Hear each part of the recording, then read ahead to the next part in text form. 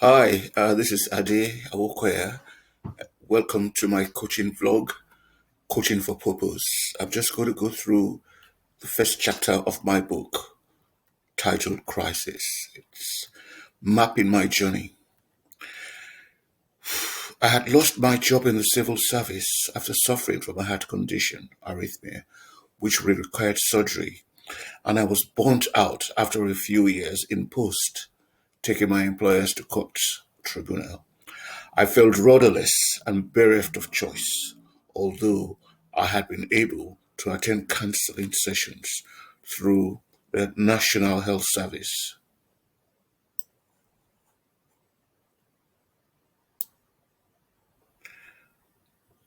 I was close on 50 years and still single, living in East London, miles away from my preference of Kensington. Disaster comes only because of ignorance. Hence, one becalmed spring day with the sun shining and the birds singing, I took a walk in the local park to ponder my destiny. What to do?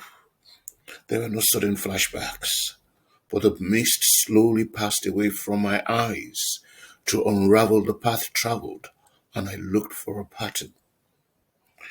This was surely a crisis point, but I realized it had been long in coming and averted only due to my previous stamina and aggression.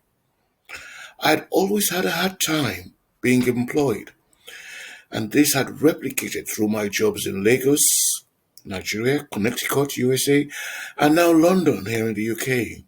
The true constant being my behavior and aversion to rules. Something had to give before I finally cracked. As the days followed, I mulled my options, realizing my focus was to look onwards and forwards without getting bogged down in an ephemeral search for resolving my complex character. It was obvious that the most successful sports people had coaches, and a quote by Google chairman and CEO struck a chord. Everybody needs a coach. So I fell back on one good skill set I had, research and due diligence. This included attending events on the benefits of coaching and how to find a coach. But old habits die hard, and I have always had a penchant for the extreme, hence found it hard to decide on the best suitable coach.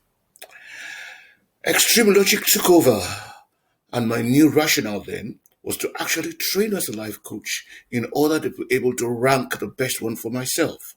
So, of course, I had to check out syllabus at the various training academies, draw up a budget, and make payment to NMC, which I found to be suitable. The bonus was a charismatic founder told a good story and gave a good pitch on how this could also be a business. The path to counseling. During and after the toxic events and well after my exit from my civil service job, I had been experiencing severe neck and back pain, myofascial pain syndrome, according to the doc.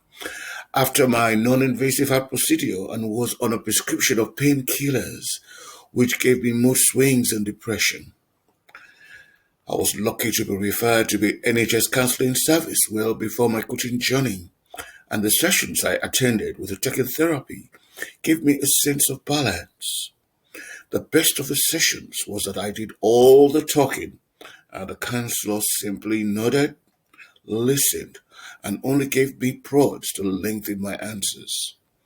This was my first experience of the instance of active listening as a tool in therapy.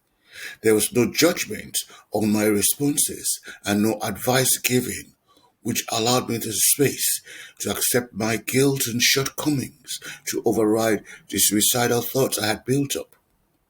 Man is born free, but is everywhere found in chains. Behavioral insights. Talk about closing the gates after the horse has bolted. Right, bear with me.